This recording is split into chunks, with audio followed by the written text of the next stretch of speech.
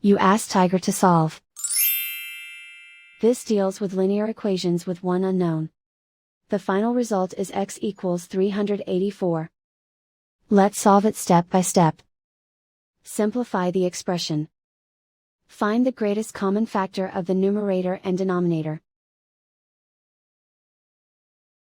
Factor out and cancel the greatest common factor.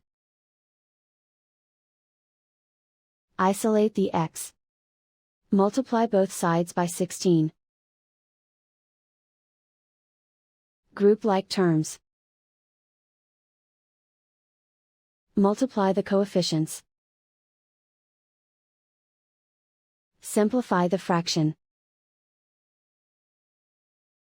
Simplify the arithmetic.